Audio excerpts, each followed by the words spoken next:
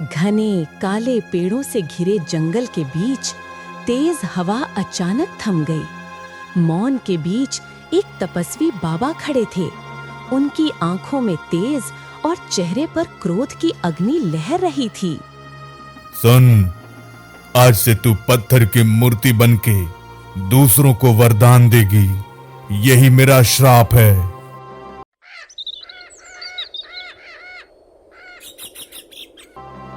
गांव के किनारे एक छोटा सा घर था। देवराज मोची का काम करके अपना घर चलाता था। उस दिन वो दुकान के बाहर बैठकर एक फटा जूता टांग रहा था। सूरज ढलने को था और हल्की हवा चल रही थी। तभी दूर से तेजी तेजी कदमों की आहट आई। वो हरिया था। अरे देवराज, तुम यहाँ जूता सिल रहे हो और वहाँ तुम्हारे पिताजी की तबीयत बहुते खराब हो गई है। ये सुनते ही देवराज के हाथ से सुई गिर गई। वो बिना कुछ पूछे दौड़ पड़ा। रास्ता जैसे कभी खत्म ही नहीं हो रहा था। घर पहुंचकर उसने देखा, उसका छोटा भाई मोहन दरवाजे के पास बैठा हुआ था। मोहन बचपन से ही अंधा था। भैया देखो ना, पिताजी कोई बात नहीं कर रहे हैं। देवराज का दिल सिमट गया। वो तुरंत वैद्य जी के पास गया, जो पास ही खड़े थे। वैद्य जी, क्या हो गया? पिताजी क्यों नहीं बोल रहे हैं? अरे भाई देवराज, तुम जानते हो कि तुम्हारे पिताजी की उम्र हो चली है। इस उम्र में बीमारियां घेर ही लेती हैं। अब समझो कि उनका अंतिम समय आ गया है। देवराज के कदम लड़खड़ा गए। वो पिताजी के पास बैठा। पिताजी ने बड़ी मुश्किल से अपनी आंखें खोली और देवराज की ओर देखा। देवराज, तुम जानते हो तुम्हारा भाई जन्म से ही अंधा है। मैंने बहुत कुछ बनाया, मोची के काम से थोड़ा बहुत खेत और ये घर। बस तुम उसका हमेशा देखभाल कर। ये कहते कहते उनकी आवाज धीमी होती गई और फिर पूरी तरह से शांत। देवराज रोता रहा। मोहन उनके पैरों को पकड़कर चीखता रहा और घर में एक गहरी खामोशी भर गई। कुछ समय बाद पिताजी का अंतिम संस्कार कर दिया गया। अब घर की सारी जिम्मेदारी देवराज और उसकी भावनाओं पर एक भारी पहाड़ की तरह आ गई थी।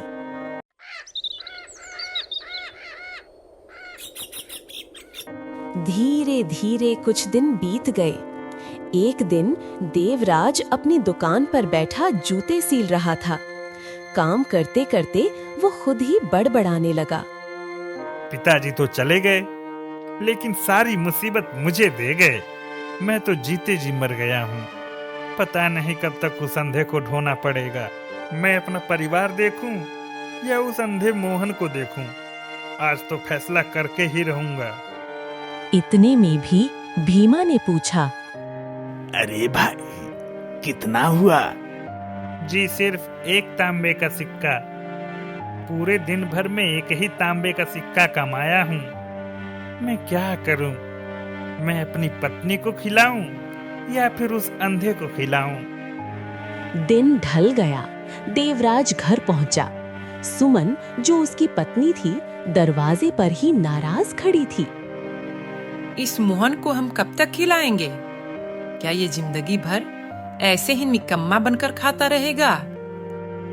दोनों बिना मन के बैठकर खाना खाने लगे।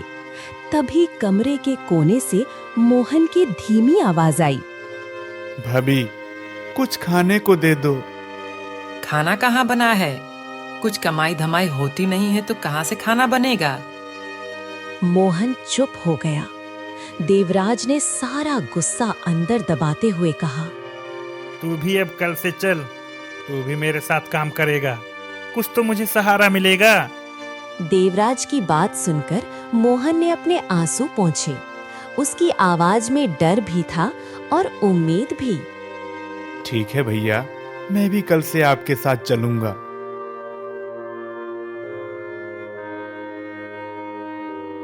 अगले दिन देवराज और मोहन दोनों सुबह सुबह मोची का काम करने निकले। शाम तक देवराज ने कुछ सिक्के जमा कर लिए, लेकिन मोहन की कमाई बहुत कम थी। अंधा होने के कारण वो काम धीरे करता था और सही तरह नहीं कर पाता था। इस वजह से घर का खर्च चलाना और मुश्किल होता जा रहा था। एक शाम घर में सन्नाटा था। तभी सुमन गुस्से से बोली, क्या सोचा है? मुझे क्या सोचना है? तुम्हारा भाई जन्म से अंधा है, कोई काम धंधा तो ठीक से कर नहीं पाता, तो क्या तुम उसे जिंदगी भर ऐसे ही खिलाते रहोगे? देवराज चुप रहा। सुमन की आवाज और तेज हो गई। मैं नहीं चाहती कि तुम खून पसीना बहाओ और वो हिस्सा बांट कर खाए। कुछ तो करना पड़ेगा। हाँ, मैं भी यही सोच रहा हूँ। अब उसे धक्के मार के घर से बाहर निकालना ही पड़ेगा।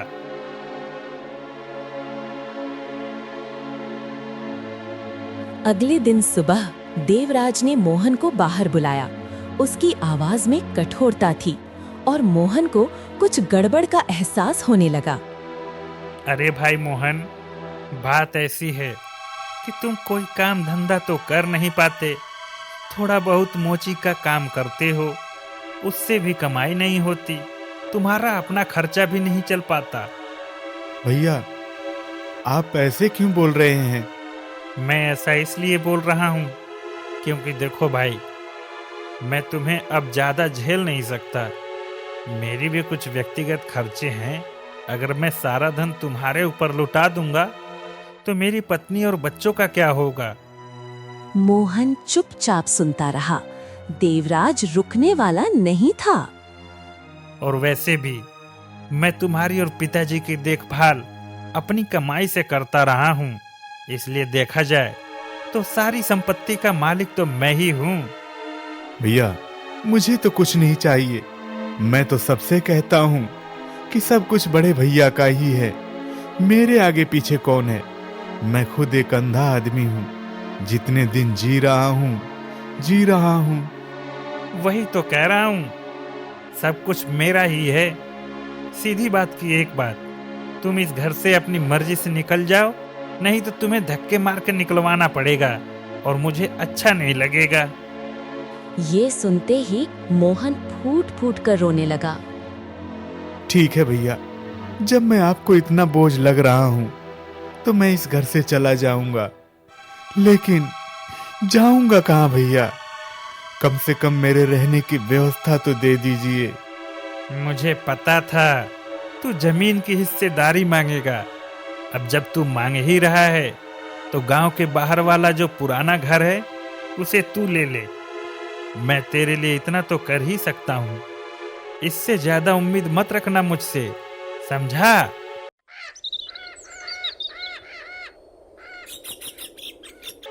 कुछ ही दिनों में बंटवारा पूरा हो गया। कागज पत्तर गांव के मुखिया के सामने निपटा दिए गए।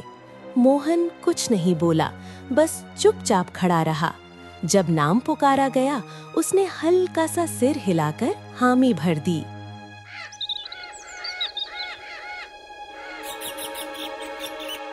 बंटवारे के बाद मोहन अकेला उस पुराने घर, गांव के बाहर की छोटी सी झोपड़ी में जाकर रहने लगा।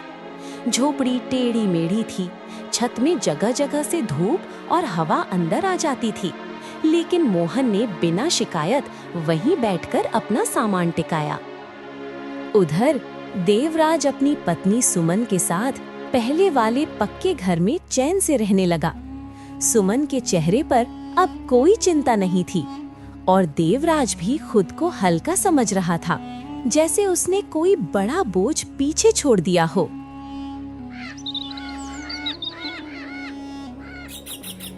धीरे धीरे एक सप्ताह बीत गया। मोहन अपनी झोपड़ी में अकेला बैठा रहता, कभी दीवार टटोलता, कभी खामोशी सुनता। उसी दौरान एक दिन झोपड़ी के दरवाजे पर किसी के भारी कदमों की आवाज आई। अरे ओ मोहन, बाहर निकल। घर में बैठा पड़ा है कर्जा लेकर। मेरा कर्जा कौन चुकाएगा? कर्ज? कैसा कर्ज मालिक? मैंने तो कोई कर्ज नहीं लिया था। मैं तो अंधा आदमी हूँ। भला मैं क्या करूंगा कर्ज लेकर? अरे तूने नहीं लिया तो तेरे पिता ने लिया था। अगर पिताजी ने लिया था तो मुझे तो नहीं पता है ये बात। देख भाई, तेरे भैया ने तो जमीन अपने पैसे से ली थी और तूने अपने पिताजी का घर लिया है, तो तू ही न चुकाएगा कर्ज। मालिक, मैं आपका कर्ज कहां से चुकाऊंगा? मैं तो जैसे तैसे करके जी रहा हूँ। 2-3 दिन में एक बार खाना खा लूं, वही मेरे लिए बहुत है। मैं आपका कर्ज कहां से चुका पाऊंगा? मुझे भी पता है तू नहीं चुका पाएगा, लेकिन इसका इलाज भी मेरे पास है।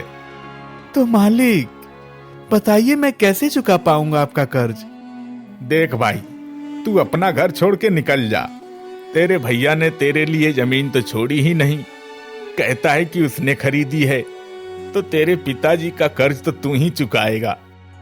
मोहन सुनता रहा। उसके होंठ कांप रहे थे। तू अंधा है, इस बात का तो मुझे भी दुख है, लेकिन क्या करूं भाई, व्यापार तो व्यापार होता है। निकल जा यहां से अब, नहीं तो धक्के मार के निकाल दूंगा, और ज्यादा होशियारी की तो अपने लठैतों से पिटवा दूंगा तुझे। चल भाग यहां से। मालिक, लेकिन मैं जाऊंगा कहाँ? मुझे क्या पता तू कहां जाएगा? क्या मैंने पूरे गांव का ठेका ले रखा है? मोहन की आंखों से आंसू बह निकले। उसने सिर झुका लिया।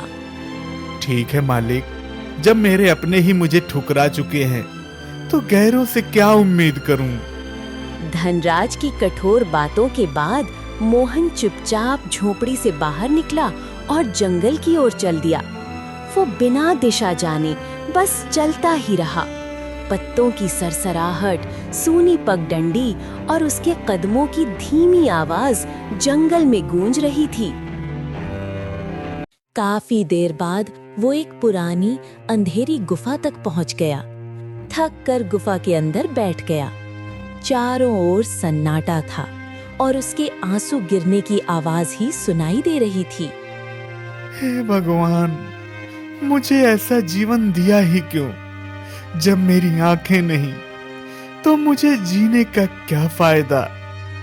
उसकी आवाज गुफा की दीवारों से टकरा कर लौट रही थी। दर्द का एक गूंजता हुआ साया। पहले पिताजी चले गए, फिर भैया ने घर से निकाल दिया। जो थोड़ी बहुत जीने की उम्मीद बची थी, उसे साहूकार ने आकर छीन लिया। मोहन ने दोनों हाथों से चेहरा ढक लिया। और मेरी आंखें, वो तो तूने पहले ही छीन रखी है भगवान। मुझे तूने दिया ही क्या है?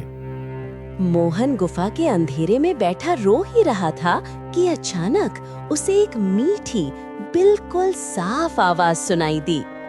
क्या हुआ मोहन? तुम क्यों रो रहे हो? क्या बताऊं तुम्हें, मेरा तो जीवन ही व्यर्थ है। क्या तुम मुझे सुन सकते हो? अरे भाई, जब इतनी साफ साफ तुम बोलोगी तो मैं क्यों नहीं सुन सकता? हाँ, मैं सब कुछ सुन सकता हूँ। वैसे भी मैं कुछ देख तो नहीं सकता, लेकिन तुम कौन हो? मैं एक पत्थर की मूर्ति हूँ। यहाँ पर जो भी आता है मैं उससे बात करती हूँ, लेकिन मेरी आवाज सिर्फ वही सुन सकता है जिसका दिल साफ हो, जिसके भीतर किसी के प्रति छल या कपट ना हो। मैं छल कपट भी किसी से कर सकता हूँ जब मैं कुछ देख ही नहीं सकता। मोहन, क्योंकि तुम मेरी आवाज सुन सकते हो, इसका मतलब है तुम्हारा दिल सच्चा है, और इसलिए मैं तुम्हें 3 वरदान दे सकती हूँ। 3 वरदान दे सकती हो? लेकिन वरदान तो कोई बाबा ही देते हैं, एक मूर्ति कैसे दे सकती है? जो भी सच्चा और नेक दिल इंसान मेरी आवाज सुनता है, मैं उसकी 3 इच्छाएं पूरी कर सकती हूँ। मुझे और क्या चाहिए? मेरी आंखें वापस आ जाएं, मैं इस दुनिया को देख सकूं, यही मेरी पहली इच्छा है। जैसे ही उसने ये कहा, अचानक रंग बिरंगी किरणें मोहन की आंखों पर पड़ी। उसने घबराकर पलकों को झपकाया और फिर अरे, मैं सब कुछ देख सकता हूँ। मैं तुम्हें भी देख सकता हूँ। आगे के 2 वरदान तुम्हें तब मिलेंगे जब तुम सच्चाई और करुणा की परीक्षा में खरे उतरोगे। मैं कुछ समझा नहीं। समय आने पर तुम्हें सब समझ में आ जाएगा मोहन। इतना कहकर वो मूर्ति रंग बिरंगी किरणों में चमकते हुए धीरे धीरे गायब हो गई।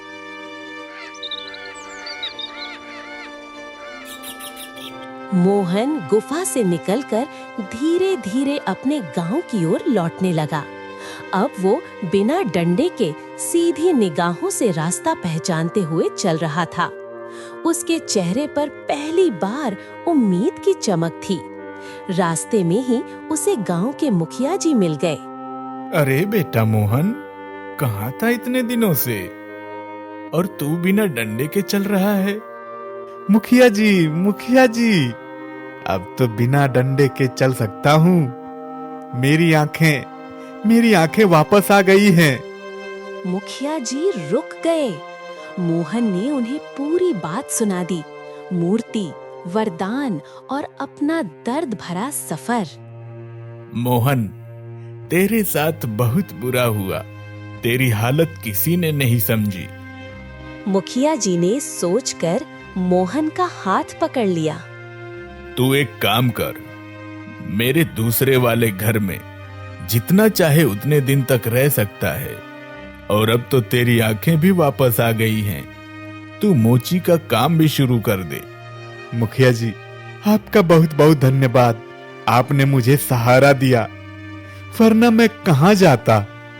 अरे इसमें धन्यवाद क्या है बेटा, हम एक ही गांव के लोग हैं। अगर हम एक दूसरे की मदद नहीं करेंगे तो किसकी करेंगे?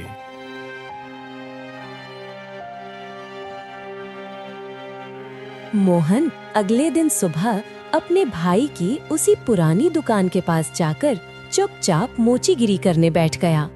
अब उसकी आंखें तो ठीक थीं, लेकिन मन में अभी भी एक डर और झिझक थी। पूरा दिन उसने बिना रुके काम किया, सिलाई, मरम्मत, पैबंद, सब कुछ। शाम होते होते उसकी हथेलियां दर्द करने लगी थीं। दिन भर की मेहनत के बाद उसे केवल 2 तांबे के सिक्के मिले। इतने में क्या होगा मेरा? चलो, कोई बात नहीं। आज तो पहला दिन है, कल से और मेहनत करूंगा। 2 दिन से मोहन ने ठीक से खाना भी नहीं खाया था। थकावट और भूख उसके चेहरे पर साफ दिख रही थी। आज आधा पेट ही सही, कम से कम कमाया हुआ तो खाऊंगा। शाम के वक्त वो धीरे धीरे अपना सामान समेटकर मुखिया जी द्वारा दिए गए घर की ओर चल पड़ा।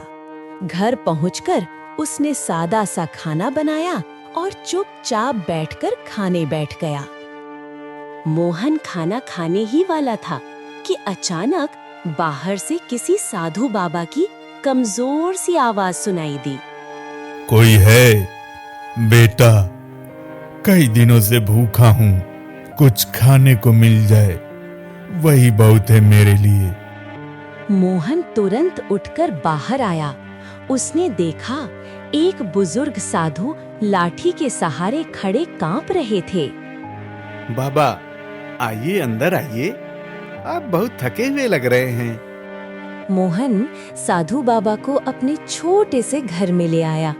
सामने रखी एक थाली को देखते हुए वो बोला, बाबा, ये मेरा खाना है, आप इसे खा लीजिए। लेकिन बेटा, इसे तो तुम खाने जा रहे थे। कोई बात नहीं बाबा, मैं तो कल भी खा लूंगा। लेकिन कोई महात्मा मेरे घर से भूखा चला जाए, ये मुझे ठीक नहीं लगता। साधु बाबा ने मोहन की तरफ देखा। आंखों में दया, आशीर्वाद और संतोष की चमक थी। वे चुपचाप बैठकर भोजन करने लगे। मोहन उनके पास खड़ा रहा, जैसे उन्हें खिलाने में ही उसे संतोष मिल रहा हो। भोजन खत्म करने के बाद साधु बाबा उठे, लाठी संभाली और बिना कुछ कहे धीरे धीरे वहां से चले गए। साधु बाबा के चले जाने के बाद मोहन ने थाली उठाई ही थी कि अचानक गुफा वाली वही रंगीन किरणें उसके कमरे में फैल गईं। कुछ ही पल में सामने वही मूर्ति प्रकट हो गई। मोहन, मैं देखना चाहती थी, क्या तुम किसी के प्रति करुणा भी रखते हो? और तुम इस इम्तिहान में पास भी हो गए। अब बताओ, तुम्हारी बाकी 2 इच्छाएं क्या क्या हैं? मेरी इच्छा? पहले तुम मुझे ये बताओ कि तुम मूर्ति कैसे बनी? यह कहानी बहुत लंबी है मोहन। बताओ ना, मुझे सुननी है। मैं ये सब जानना चाहता हूँ। तो सुनो। मोहन की आंखों में उत्सुकता और दिल में डर दोनों एक साथ थे। वो मूर्ति शांत खड़ी थी, मानो किसी गहरे और दुख भरे राज को खोलने वाली हो। आज से 3 वर्ष पहले सूरज की किरणें जंगल की पत्तियों से छनकर धरती पर सोने की तरह बिखर रही थीं। उस दिन राजमहल की शाही बालकनी में खड़ी राजकुमारी चंद्रलेखा ने अपने दासी सरला को आवाज दी। वहाँ के पंछियों और जानवरों को पास से देखेंगे, मजा आ जाएगा। दोनों घोड़े पर सवार होकर जंगल के भीतर चली गईं। हवा में ठंडक थी, पक्षियों की मीठी आवाजें वातावरण को और मनमोहक बना रही थीं। चलते चलते चंद्रलेखा सरला से आगे निकल गईं। उन्हें दुनिया में सबसे ज्यादा पसंद था साहसिक काम करना और अपने सौंदर्य पर इतराना। कुछ दूर जाने पर चंद्रलेखा की नजर एक छोटी शांत कुटिया पर पड़ी। कुटिया के सामने एक वृद्ध साधु गहरी तपस्या में डूबे बैठे थे। उनके चारों तरफ जैसे एक दिव्य आभा फैली हुई थी। अरे वाह! अगर ये महात्मा मुझे कोई ऐसा वरदान दे दें कि हमेशा मैं जवान और सुंदर रहूं, तब तो पूरे राज्य में मेरी कोई बराबरी नहीं कर सकेगा। अपने इसी घमंड और लोभ में फंसी चंद्रलेखा धीरे धीरे साधु के पास गईं। वो जानती थीं कि किसी तपस्वी को ध्यान से जगाना गलत है, लेकिन उनकी इच्छा इतनी बड़ी थी कि उन्होंने ये बात नजरअंदाज कर दी। बाबा, बाबा, जागिए, मैं आपके पास एक वरदान लेने आई हूँ। साधु ने आंखें खोलीं। उनकी आंखों में तप, तेज और आग सब कुछ एक साथ चमक रहा था। कौन हो तुम और क्यों तोड़ा मेरे ध्यान को? बाबा, मुझे बस एक वरदान चाहिए। मैं चाहती हूँ कि मैं जीवन भर सुंदर और जवान रहूं, बुढ़ापा मेरे आसपास भी ना आए। साधु का चेहरा क्रोध से लाल हो गया। उनके शरीर से तेज आग की तरह फैलने लगा। जंगल की हवा अचानक भारी और डरावनी हो गई। अरे मूर्ख, तुम तपस्वी की साधना भंग करके मुझसे सौंदर्य का वरदान मांग रही हो। तुम्हारे मन में इतना अहंकार और लोभ भर गया है। चंद्रलेखा डर कर पीछे हट गईं, लेकिन अब बहुत देर हो चुकी थी। सुन, मैं तुझे वरदान नहीं, श्राप देता हूँ। अब तू एक पत्थर की मूर्ति बन जाएगी। जैसी सुंदरता चाहती थी, उसी सुंदर रूप में पत्थर बनकर आजीवन खड़ी रहेगी और तू दूसरों को वरदान देगी। जंगल में तेज हवा का बवंडर उठा। चंद्रलेखा चीख भी न सकी। उनका शरीर धीरे धीरे कठोर होने लगा। हाथ, पैर, चेहरा सब पत्थर में बदल गया। एक पल में राजकुमारी चंद्रलेखा एक सुंदर पर श्रापित पत्थर की मूर्ति बन गई। और याद रख, तू वरदान तभी दे सकेगी जब कोई पूरी तरह से नेक और सच्चे दिल वाला इंसान हो, जो तेरी आवाज सुन पाएगा। ऐसे जन्म हुआ उस श्रापित मूर्ति का, जो आज मोहन के सामने खड़ी थी। तब से लेकर आज तक मैं इसी पत्थर की मूर्ति में रहती हूँ, और जिसका मन तुम्हारी तरह साफ होता है, मैं उसकी इच्छा पूरी करती हूँ। क्या तुम कभी ठीक नहीं हो सकती? क्या तुम फिर से इंसान नहीं बन सकती? नहीं मोहन, मैं कभी ठीक नहीं हो सकती। मुझे आजीवन ऐसे ही इसी रूप में रहना है। मोहन चुप हो गया। उसने पहली बार महसूस किया कि किसी पत्थर में कैद होना कितना बड़ा दुख हो सकता है। तो बताओ मोहन, तुम्हारी दूसरी इच्छा क्या है? मैं चाहता हूँ कि मेरे पास इतना धन हो कि मैं किसी भी गरीब की मदद कर सकूं। जिस तरह की हालत मेरी हुई है वैसी किसी और की ना हो, और मैं जमींदार से गांव के सभी लोगों का जमीन वापस ले सकूं। मोहन की आंखों में चमक थी। ये इच्छा लोभ की नहीं, दूसरों के लिए करुणा की थी। ठीक है, वैसा ही होगा जैसा तुम चाहते हो। जैसे ही मूर्ति ने ये कहा, कमरे में हल्की सुनहरी रोशनी फैल गई। एक नई आशा की शुरुआत। मोहन, अब बताओ, तुम्हारा तीसरा और आखिरी वरदान क्या है? मैं तीसरा वरदान कल मांगूंगा। जैसे ही उसने ये कहा, मूर्ति फिर से रंग बिरंगी किरणों में बदलकर गायब हो गई।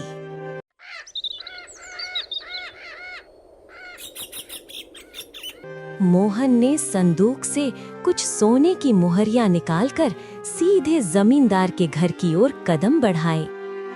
जमींदार दरवाजे पर बैठा हुक्का पी रहा था। ये लीजिए आपके कर्ज की पूरी रकम। अरे मोहन भाई, पैसे, और वो भी सोने में। वाह, तुम तो बड़े ईमानदार निकले। मैं सोच भी नहीं सकता था। बस कर्ज चुकाना था, अब कोई बोझ नहीं रहा। जमींदार के चेहरे पर मुस्कान फैल गई। मोहन अपने पुराने घर पहुंचा। दरवाजा खोला, अंदर देवराज बदहाल हालत में बैठा था। कर्ज, तनाव और गरीबी ने उसका चेहरा बदल दिया था। देवराज मोहन को देखकर दंग रह गया। मोहन, तू ये मुद्राएं कहाँ से लाया, और तेरी आंखें भी लौट आईं? तुम्हारी तकलीफें कम करने आया हूँ भैया। ये लो, अपना कर्ज चुका देना। मोहन, मैंने तुझे इतना दुख दिया, तू फिर भी मेरी मदद कर रहा है। मैं तुम्हें माफ करता हूँ भैया, लेकिन आज से हमारा कोई रिश्ता नहीं रहेगा। मैं तुम्हारे जैसे लोगों से अब आगे से कोई संबंध नहीं रखूंगा। देवराज स्तब्ध रह गया। वो अपने किए पर बहुत पछता रहा था। मोहन मुड़ा और शांत कदमों से वहां से चला गया। वापसी के रास्ते पर मोहन की मुलाकात मुखिया जी से हो गई। मुखिया जी ने उसे देखकर आंखें फैलाकर कहा, अरे मोहन, तू तो आज बड़ा खुश है। कहाँ जा रहा है?